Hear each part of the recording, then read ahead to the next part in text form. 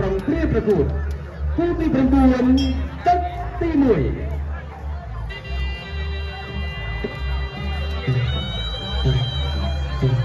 ប្រកួត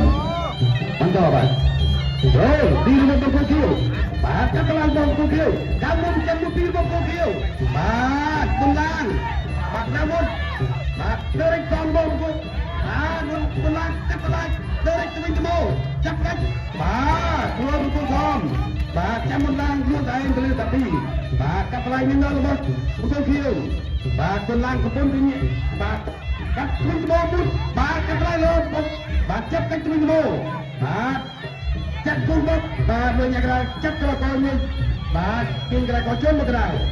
ប្រគល់បន្តបាទមិនដល់បាទកាត់ឆ្លាញ់ចិត្តរបាំងបាទបន្លាងញាក់មួយទីបាទដរិចត្រង់ចិត្តរបាំងមកបន្លាងបាទកាត់ឆ្លាញ់មួយទីផ្សេងខាងមកយកទៀតបាទចាប់កាច់អត់មានការវិញគុំលើញ៉ាំក្រៅញ៉ៃក្រកទៅទីសិនเอาวนกันមួយទីបាទកាត់ក្រោមវិញឯងមើលបាទចាក់ពីក្រោមមកពួកខៀវបាទអត់មានឱកាសលុយញ៉ាំក្រោយនេះក្រោយទៅពីសិនចូល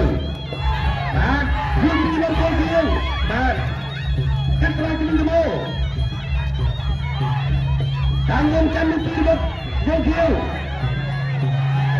បាទកេង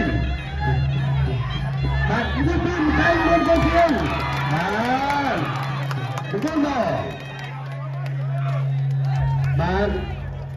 ឃើញថាលោកអាចារ្យបានពិនិត្យបច្ច័យយ៉ាងល្អិតបាទដូច្នេះលោកសម្រាប់ចិត្តបាទបញ្ឈប់ក្នុងទឹកទី1តែម្ដងបាទដល់ផ្នែកសម្រាប់កីឡាករចាំបន្លាងបាទ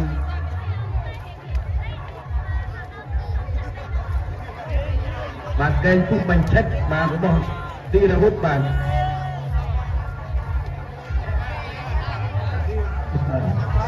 បាទទីដល់ក្នុងទឹកទី1នេះបាទចូលមកថៅពេញ